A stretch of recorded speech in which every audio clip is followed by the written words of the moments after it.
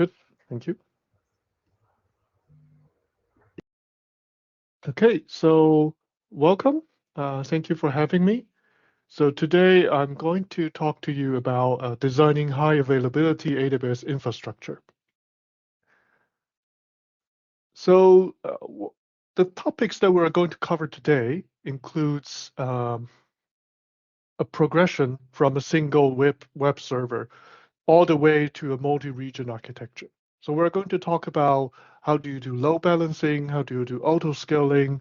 There are other alternatives like serverless, event-driven architecture, and multi-region architecture.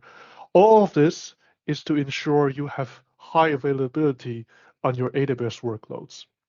And we're going to focus on web services because that is the most common kind of workload that we see from our customers. There are different techniques for more niche kind of services like IoT or data analytics. So that's not going to be covered today. So we will be focusing on web. So a little bit about myself. My name is Xing. I'm a solution architect for AWS Benelux, so Belgium, Netherlands, Luxembourg. So I live in Amsterdam. So if you ever visited Amsterdam, you will know that Amsterdam has very beautiful canals. And along these canals, you will see these cool boathouses, right? So some of them are really modern. They are a piece of artwork, and they they they looks very sturdy, and the canals are very quiet because they are not connected to the ocean or uh, uh, like yeah, they're not connected to the ocean, so they seem to be very quiet. And you would never expect this kind of boathouses to sink. But this is a picture I took back in the days when I walked to the office. There's this poor boathouse that sunk, and then they took about 2 3 weeks to have it towed and repaired. So there's a quote from Werner Volhos, our CTO, that everything fails all the time, right? So the approach to have a very resilient, very highly available AWS system is not to keep reinforcing that single resource that you have. For example, web server, right?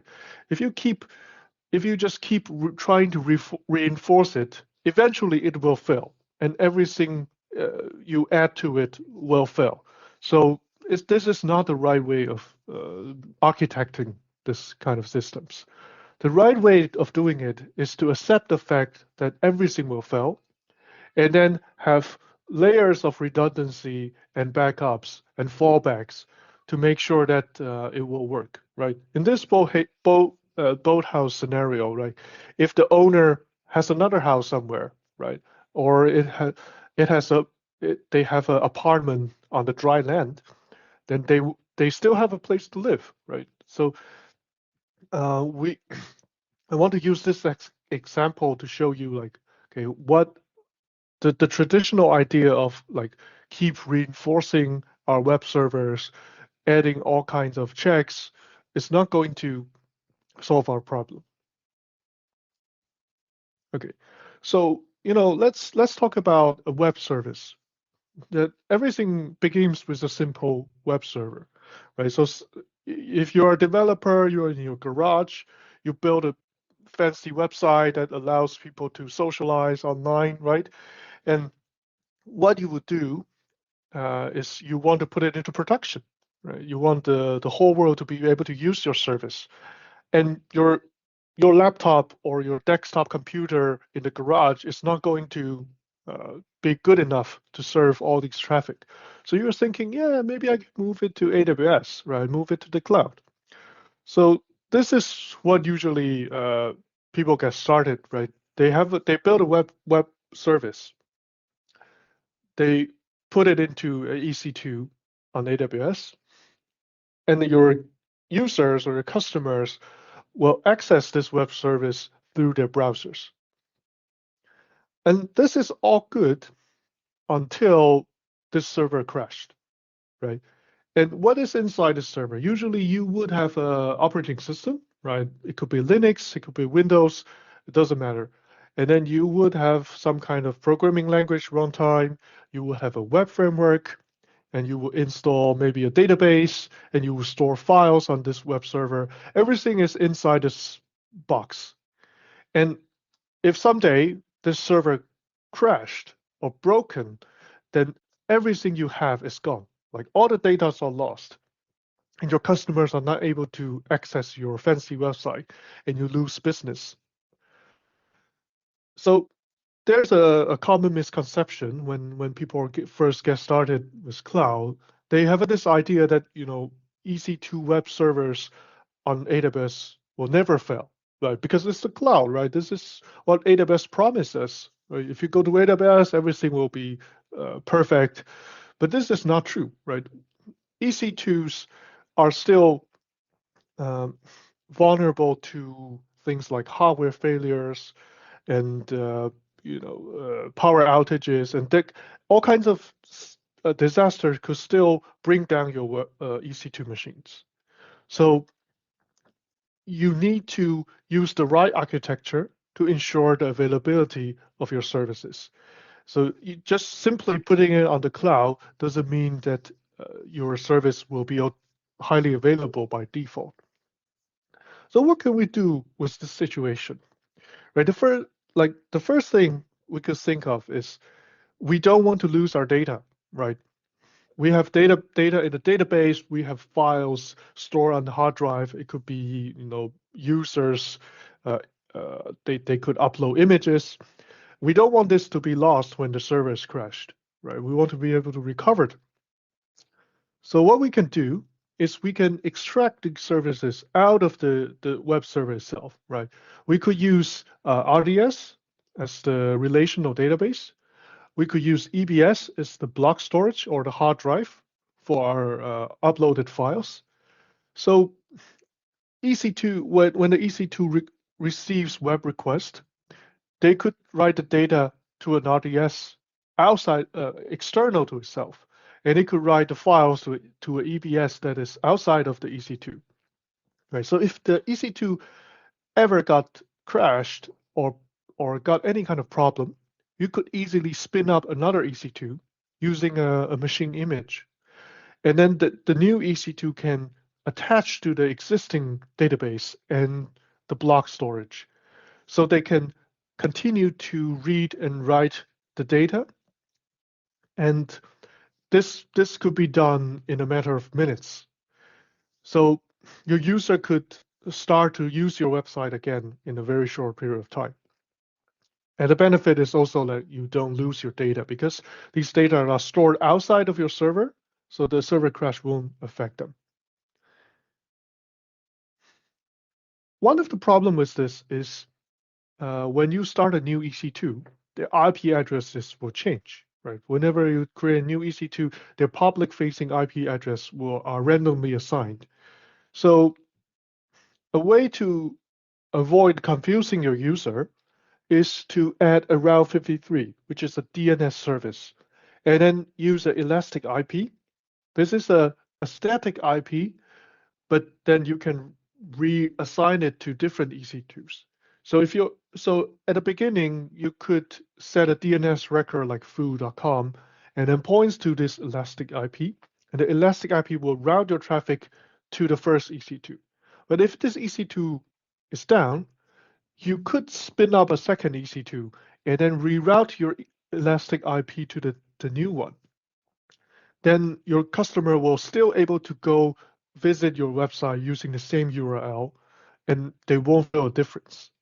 There might be a few minutes where you are starting the new server.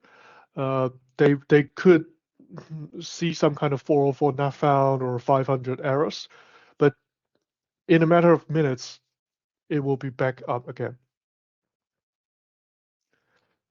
So this is like the very basics of how you could make one server available, but there's still some downtimes. So I want to take a brief detour and talk about AWS building blocks.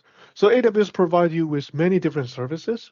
Some of them are inherently highly available, like Route 53 that we just mentioned, or S3 for object storage, Elastic Load Balancing, which we will talk shortly, SQS, DynamoDB. These kind of services are built with high availability baked in. So by default, they would store your data into multiple locations. They have multiple instances that works in a cluster, and they will be able to recover from a single point of failure. So there are also other services like EC2, RDS, EBS. They need the right architecture to be highly available. So when you are choosing AWS services, keep in mind that they have different levels of availability guarantees. And choose the right one and use the right architecture to make sure that you're building a highly available architecture. Okay, so we can now start servers. We can restart servers and keep our data safe, but this is still a lot of manual work, right? If you're in the middle of the night, like 3 a.m., and your server crashed, what would you do? You get a phone call, say, oh, your website is down. You have to go to a computer, start a new EC2 server, shut down the old one, and change all the like Elastic IP settings. This is not ideal. Can we make sure that this fallback happens automatically? Yes, we could do it with a load balancer. So this is how it will look like with Elastic Load Balancer. So instead of running just one EC2, we could run two of them, right? And we could put the Elastic Load Balancing service or simply put just load balancers in front of it. In general, the people will start thinking about load balancer because they want to distribute traffic, but it could also work for your high availability, right? So when the user send a request to a server, the load balancer will choose one of the EC2 server to route the traffic to. So what these two EC2s will both receive traffic randomly, and then they could also talk to an RDS that is outside of the server itself. So they could have a shared database. And one feature from the why this will work is that the load balancer will do a health check, right? So periodically, it will try to communicate with the EC2 servers. So it will talk to the first one, say, are you still alive? Are you responding to request? And if the EC2 respond, then it knows, okay, this EC2 is healthy, right? And then it will talk to the second one. Are you responding to me? Yes. Then both of them are healthy. Then it will continue to route traffic to both of them. But if, let's say, the first EC2 is down, when the load balancer tries to do the health check, the EC2 will not respond, right? So the load balancer will know, okay, the first EC2 is dead. Then it will stop sending any traffic to the first EC2, and it will reroute all the traffic to the other one. So if it's 3 a.m., you don't need to wake up because your load balancer will do the work for you. It will ensure that your users are routed to the healthy servers and not to the broken ones. So this with a load balancer, we can do this rerouting or fallback automatically. But you need to think about, okay, where do the servers live, right? We have two EC2s in the diagram. But if I don't know if you have ever visited the data center. If you visit the data center, you will see a lot of these racks to the right of the screen, right? Each one of the blade inside it is a server, right? So if you have two EC2s and they are running on the same rack, a natural disaster could easily wipe it out together, right? it might be a hurricane, it might be a typhoon or earthquake, power outages, you name it. If all the servers are running in one single physical location, it's very easy to just wipe them out altogether. So that comes down to the next topic about AWS global infrastructure. How does AWS allocate all these servers? So AWS global infrastructure are organized into two layers. So on the top is regions, and inside regions we have availability zones. So regions are geographical isolated locations. We now have 26 regions with 8 new ones coming. And inside each region, there are availability zones. The availability zones are basically a few data centers that are close by, and they are all connected with high-speed, low-latency internet. And each of these availability zones, they are also interconnected with high bandwidth, low latency network. But the important thing is that these availability zones, they are physically separated, and we try our best to put them in different flood zones, and we try to make sure that they are running on different power grids, right? So if there's a natural disaster or there's a power outage, most likely it will affect only one availability zone and not the others. So in order to make sure your EC2s won't go down with just an earthquake or a hurricane, you need to put your EC2s into different availability zones. So this leads us to this next diagram, right?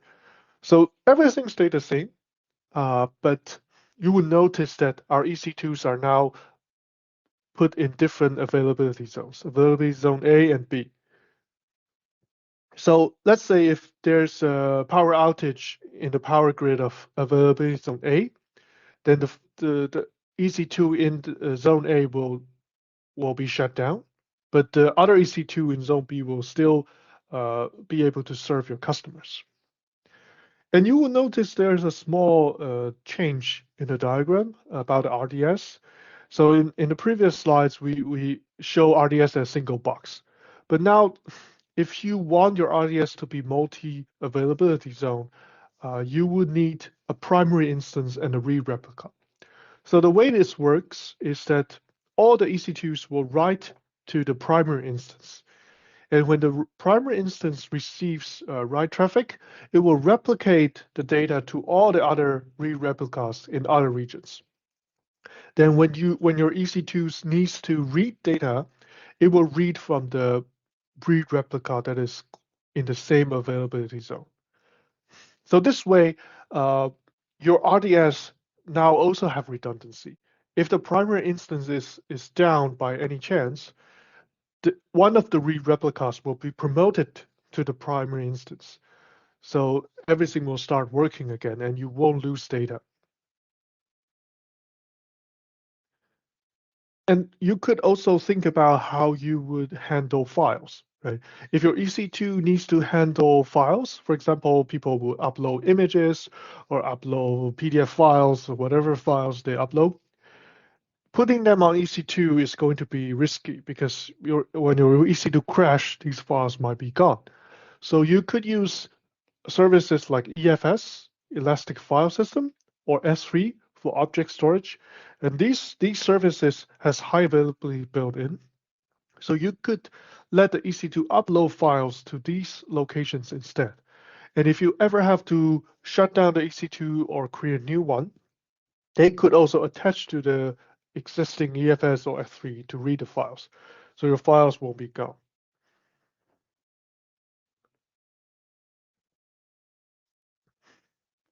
Okay, so we talk about how you would ensure that your EC2s are not all going down at the same time using availability. But the problem is that, okay, if one of them is down, you still need to manually go in and restart it or start a new instance, right? Can we further automate this? And the answer is, of course, yes. We could use a technique called auto-scaling. When we're doing auto-scaling, AWS provides you with a feature called auto-scaling group. So you could put your EC2s in an auto-scaling group.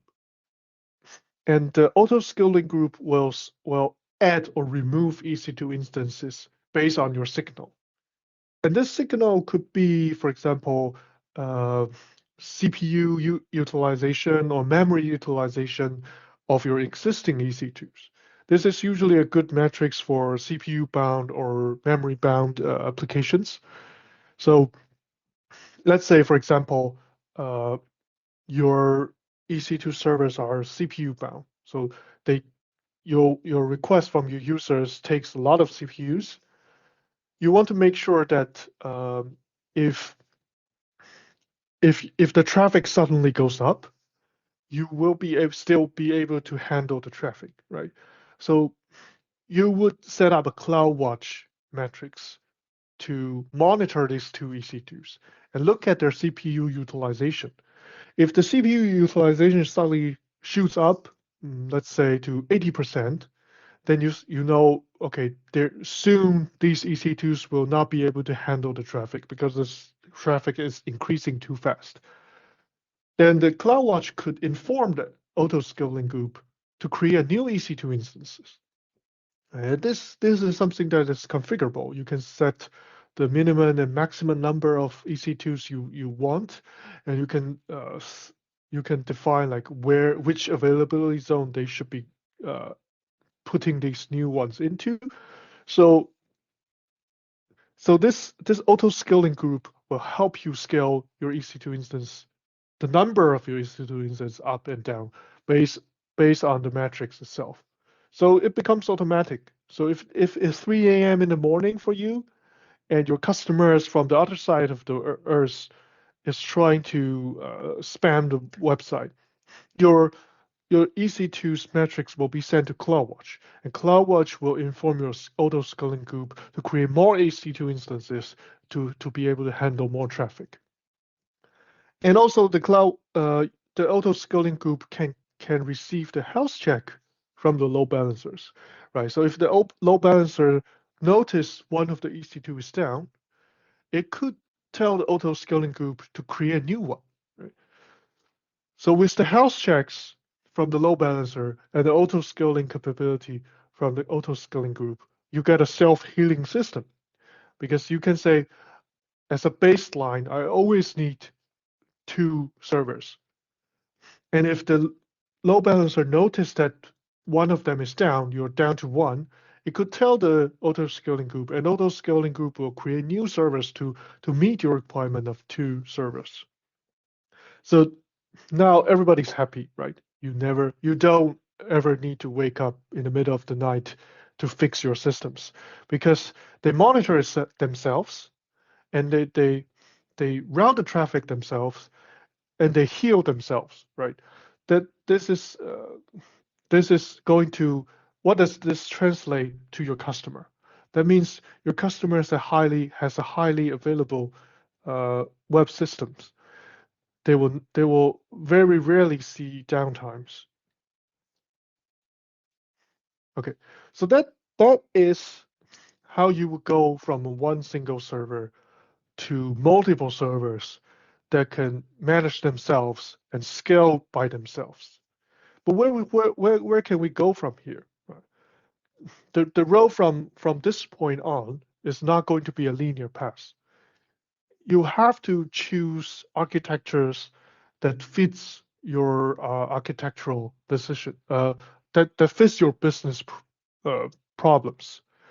So there are different ways you can further improve this architecture to make it maybe even more resilient or make it less burdensome for you to manage, or you can make it to handle global workloads. So there are 3 advanced topics that we're going to talk about. So the first one is serverless. So serverless is a concept of a group of services the serverless services, with a serverless services, AWS will manage the underlying infrastructure for you. So you don't need to think about, okay, instances, servers, operating system updates, all these underlying layers will be taken care of by AWS. So this is a way to further improve your architecture, because in our previous architecture, you still have to think about, okay, EC2 servers, databases, read replicas, write replicas, and so, and you have to treat them, you have to take care of them one by one. With serverless, you no longer need to think about the underlying part of uh, the architecture, and you can focus on the application, the business logic, the business value that it's going to create. So you're going to be able to move much faster. The second one is event-driven architecture. So event-driven architecture means you are decoupling your components and let them communicate through events instead of like directly calling each other.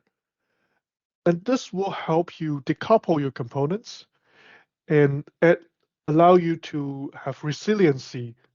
If any of the single component break, it will not bring down the whole system. And you can independently scale each of the component for better productivity. Finally, there is the multi-region architecture.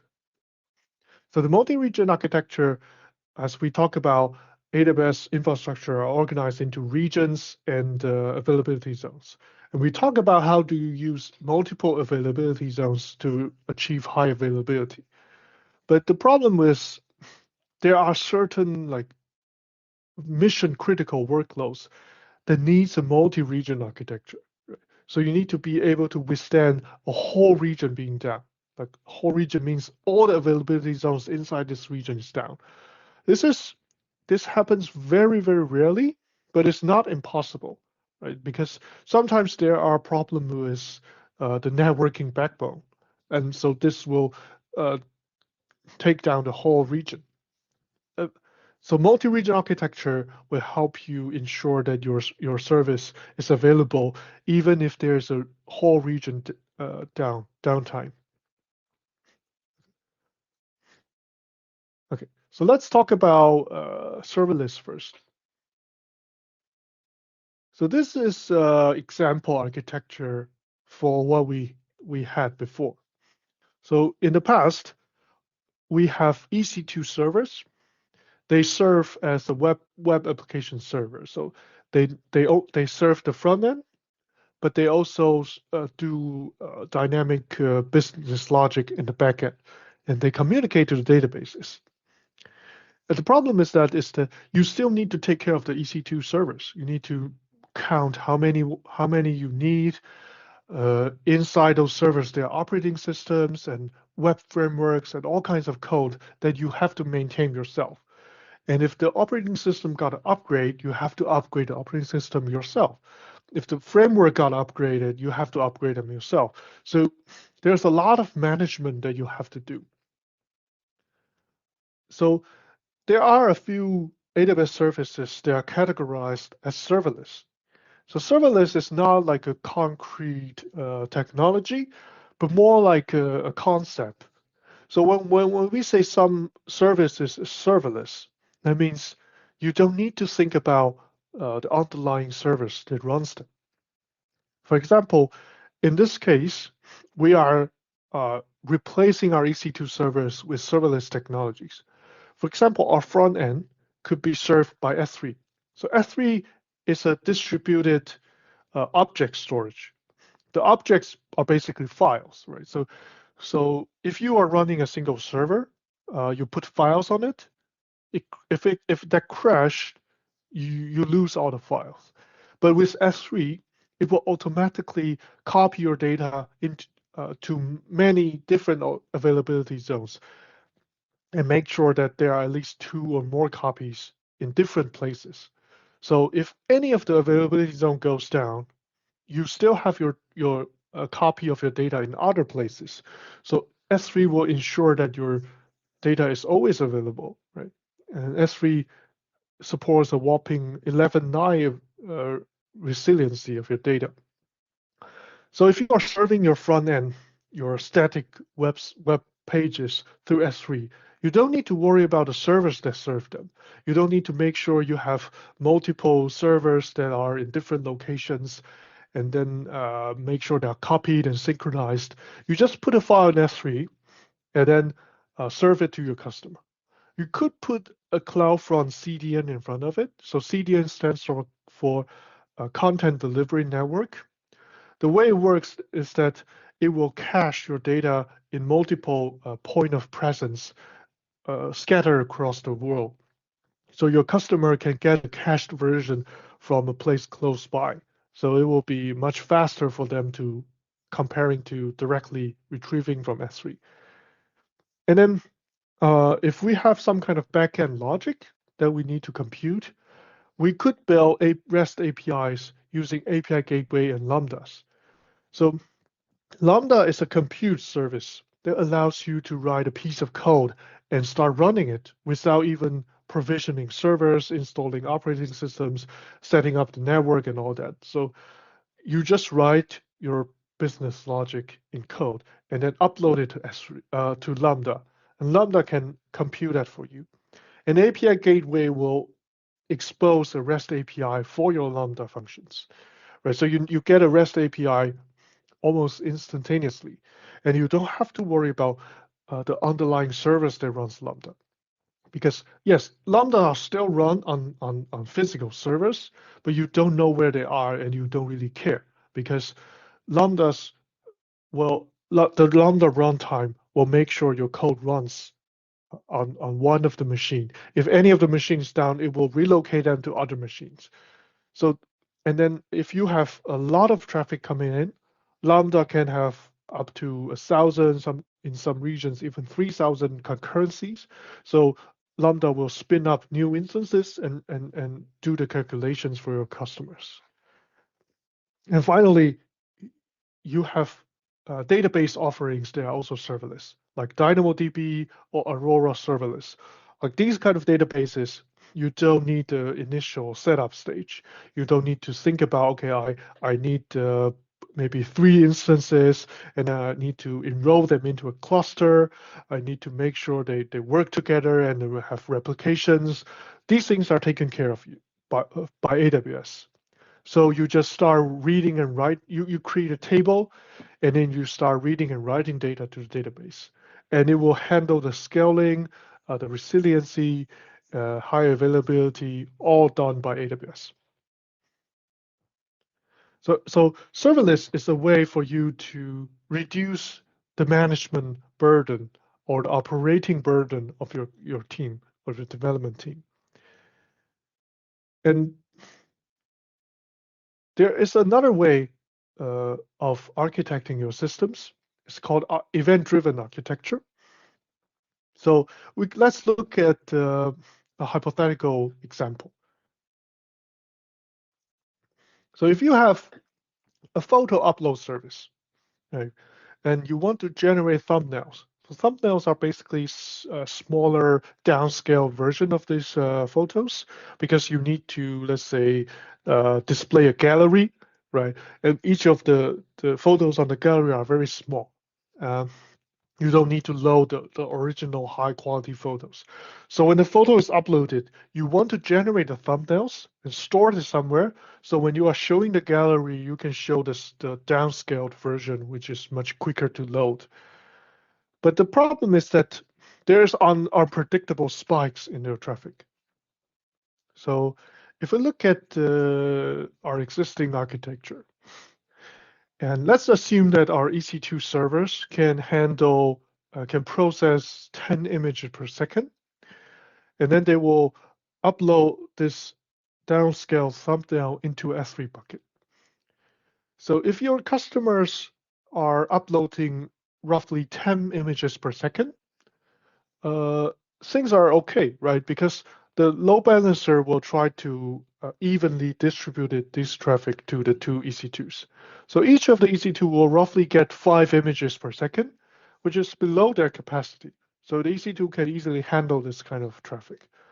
But what if Suddenly, let's say there's a music festival, everybody's taking selfies, and people are uploading 500 images per second. What will happen to this system? Now your EC2s are each getting about 250 images per second. They're not going to be able to handle the traffic, so they will start to drop these requests. And then the load balancer will also notice that, and it will also start to drop requests. And then your customers' photos will get dropped, and they will not be uploaded to S3. And then you get frustrated customers. Images are lost. You lose reputation, and everything goes really bad. And then your EC2 servers might also get overwhelmed, and then they might crash. So this is not nice. How can we solve this? The answer is that we could use a technique called event-driven architecture. So we could split. So if you think about it, the EC2 servers are actually doing two things.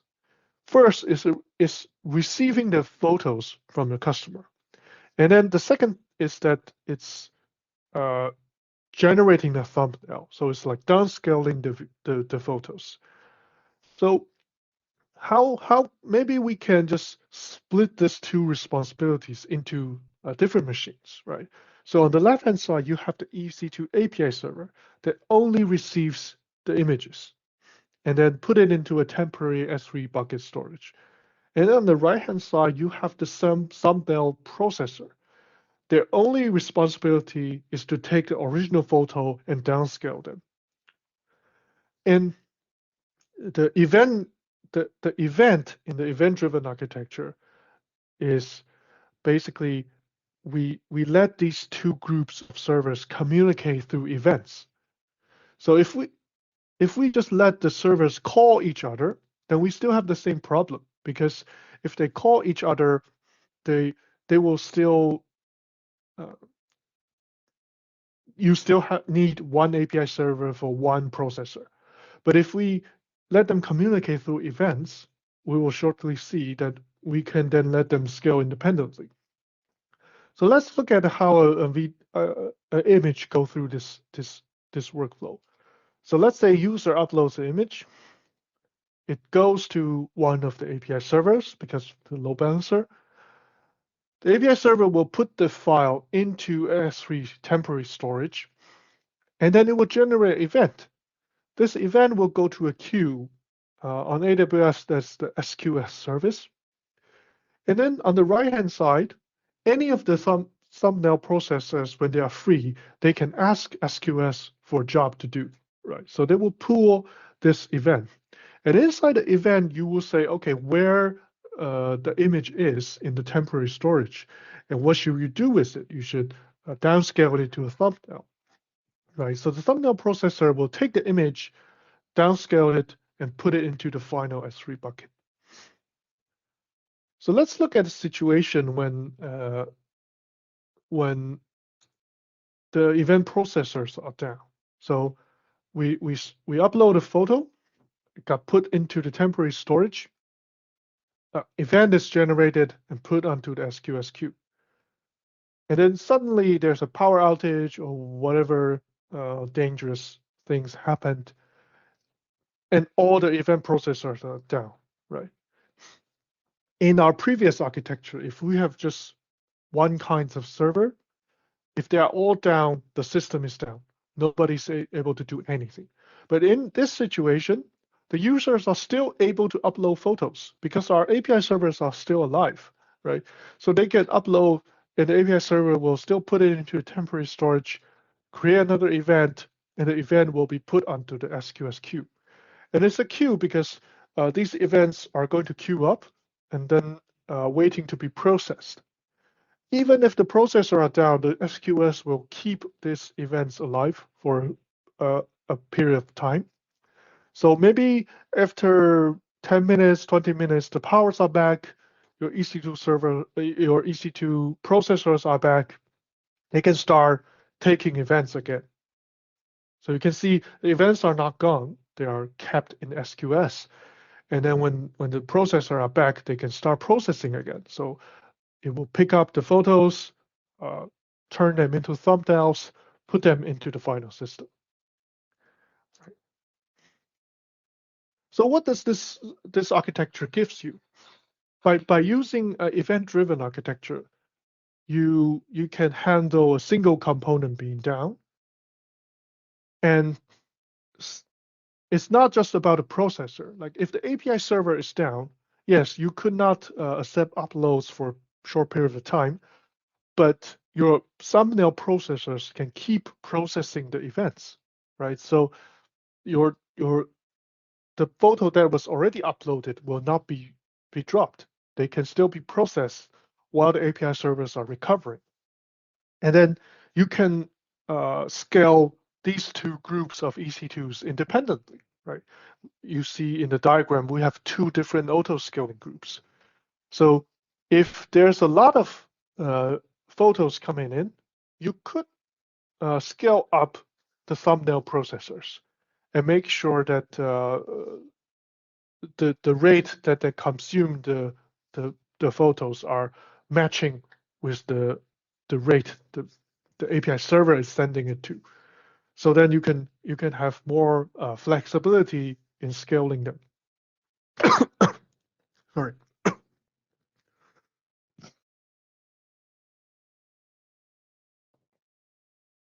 Okay, so let's come down to our final topic, multi-region architecture.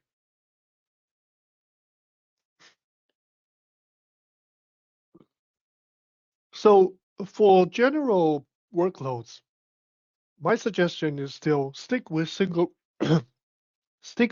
region, multiple availability zones setup, because it's going to give you the best availability, but also the architecture is going to be easy to understand, and it's going to be cost effective.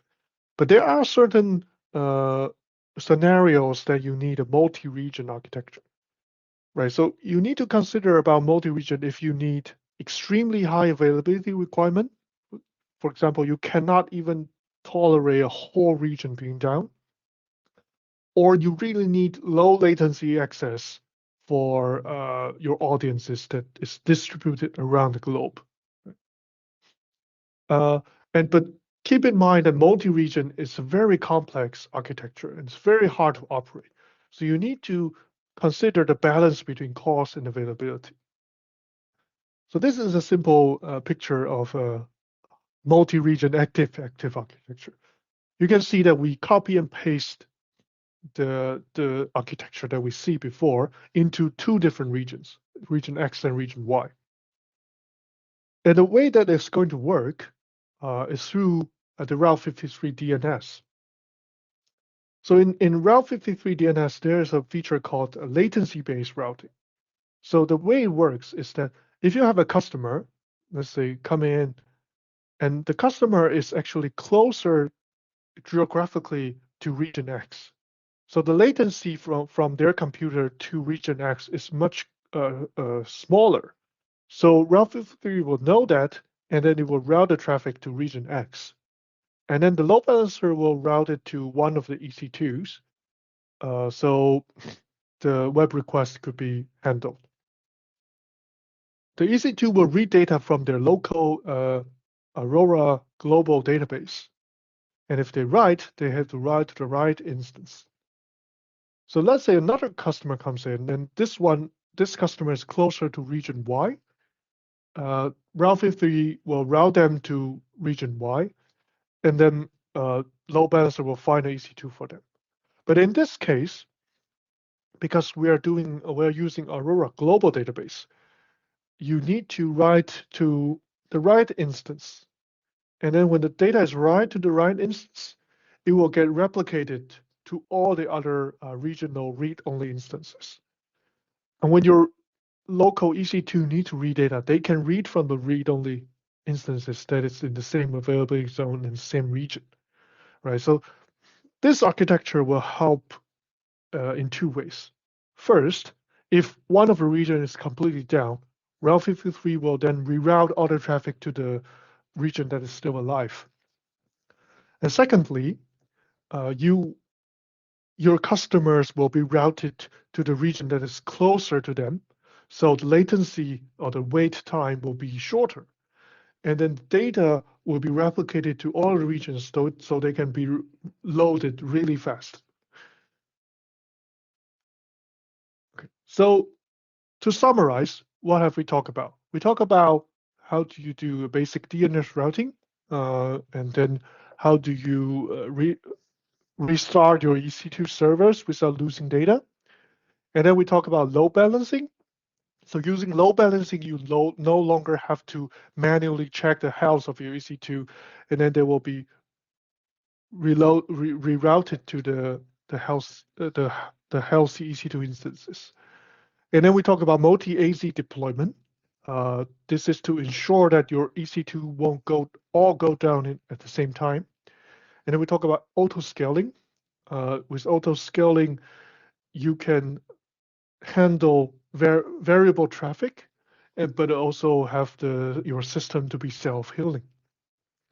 And then we talk about 3 different ways to further improve it. We talk about serverless, where you don't need to worry about the underlying infrastructure at all.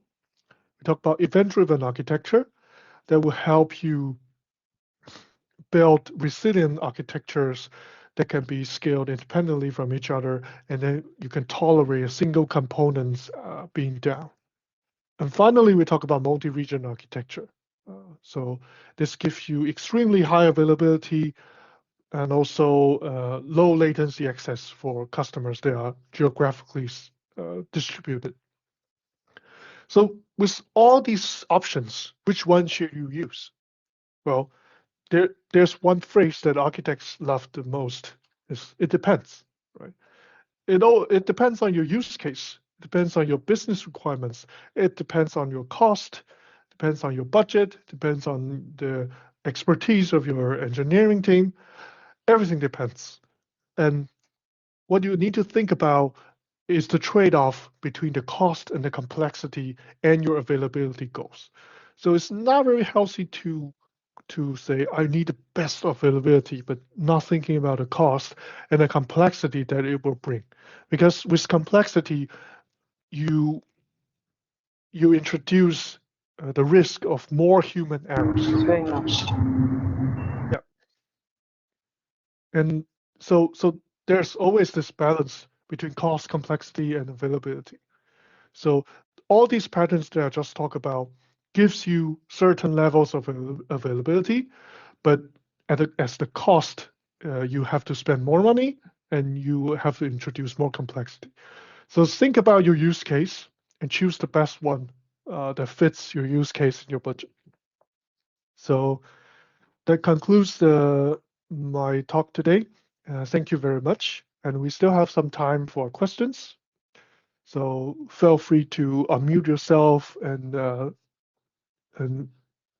ask your questions, or you can maybe type it in the chat. Thank you so much. Excuse me, sir. This is Yep. still quite enterprise, isn't it?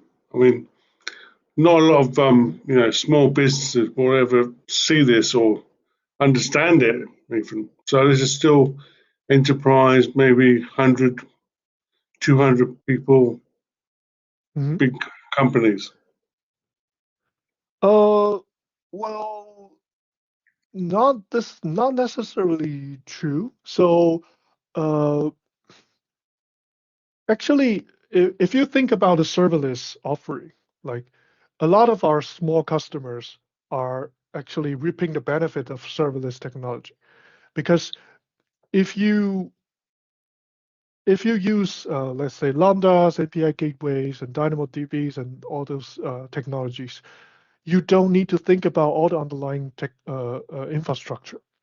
True. And there are tools like AWS SAM or your serverless framework that allows you to create all this without manually going into it and click every buttons. So they can maybe hire 1 or 2 engineers who are proficient with these technologies, and they can start building like really resilient services, and then the operation cost is very low. right? So building this is not really that hard. Like if you hire qualified engineers, you can build any of these architectures in a reasonable amount of time. But the problem is operating it, right? If you are running a lot of EC2 servers, maybe a few hundred, few thousand, with a lot of moving parts, then you need a whole team of full-time employees to take care of it. But if you go with serverless, you no longer need to take care of the underlying infrastructure, and you just focus on the business logic or the business use case that you have. So this is actually kind of liberating for small business or small customers, also for startups. And another benefit of this is you pay only for what you use. Because if you are starting like a whole server, bare metal servers, you have to buy the servers upfront, and there's a lot of money. But if you use serverless technology, we charge you based on your actual usage. So if you are a startup just getting started, you maybe have 10, 20 customers, they're growing very slowly. You pay for a very little amount of money at the beginning. And then I mean, when your customer, like your business explodes, uh, you can scale up really easily and you start paying for the actual usage. and your appreciation is converted as well, so that's fair. I actually get it all. I mean, I love it, but um, who's actually going to evangelize to these people that you can actually, you started up a little company, and how do you scale up? Because a lot of people actually don't understand this. Yeah, so you so there are many ways that we like, for example, this talk is one of the ways that we reach out to all the business. And there are like there are programs in AWS. For example, we will give credits to small startups, and then we not just don't give them money, but we will help them with this architecture. And that there and on AWS website you can find uh, many reference architectures. Also, there are one thing called well-architected framework.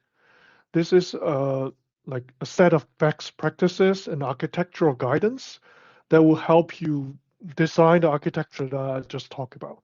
So there are many resources out there, and our marketing team is also like our marketing teams are also doing all things in different are in different areas to promote this kind of architecture and educate people about this kind of benefits of using serverless and using AWS. So yeah, I there are many ways that we can help them. Okay, thank you. Yeah, no problem. Good evening. Yeah, good Oh, evening, Jason. sorry. There you go. So, I my question is not directed to this class specifically, but postgraduates. So, I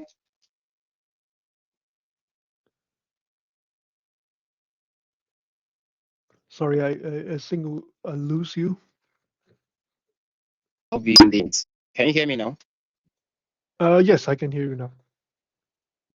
I said I would like to be moved to the development track instead of the architecting track that is the default track for the postgraduate program.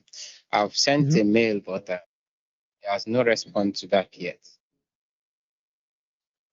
Yeah, I think for that question, I think you probably want